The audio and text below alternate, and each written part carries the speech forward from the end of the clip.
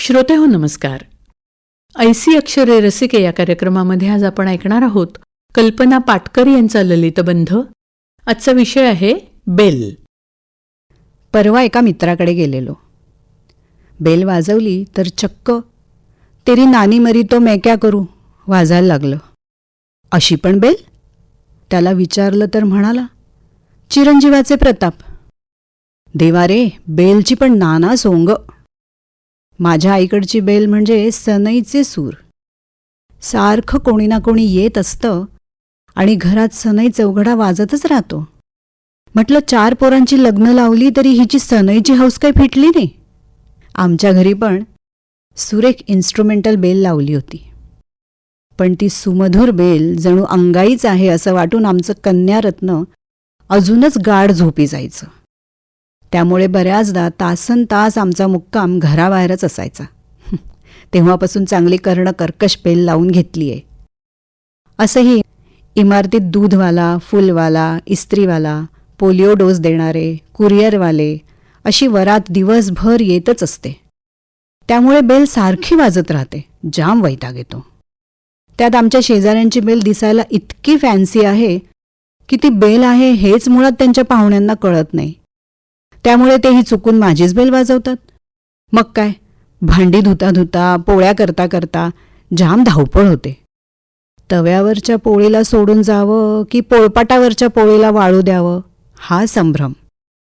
परत धावत पळत दार उघडायचं तोवर बाहेरचा माणूस निघून गेलेला असतो.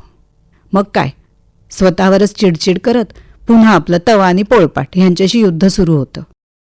वाळून गेलेली पोळी जरा म्हणून समजून घ्यायला तयार नसते आणि तवा आपला आग असून मलाच खाऊ का गिळू असं बघत आग ओकत असतो.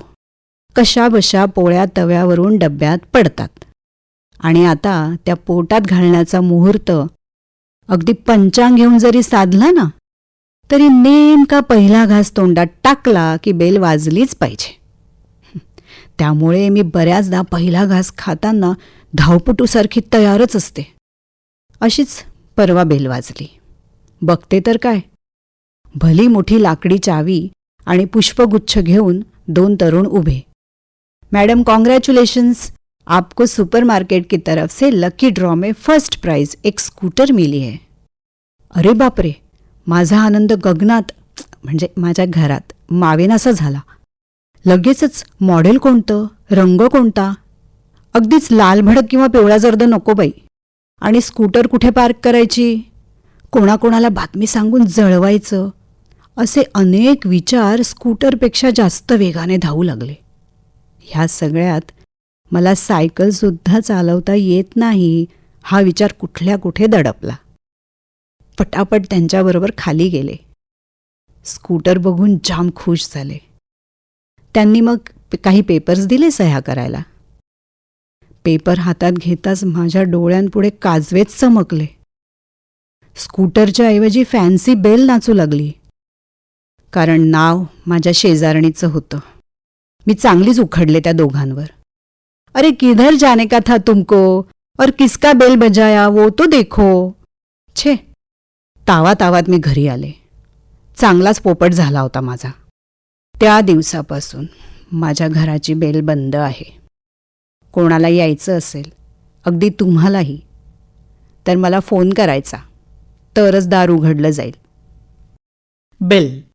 कल्पना पाटकर यांचा ललितबंध आत्ताच आपण ऐकला ऐसी अक्षरे रसिके या कार्यक्रमामध्ये.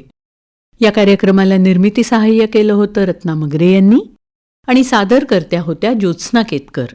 आणि याचबरोबर आजचा कार्यक्रम संपला. पुन्हा भेटूया उद्याच्या भागात. नमस्कार.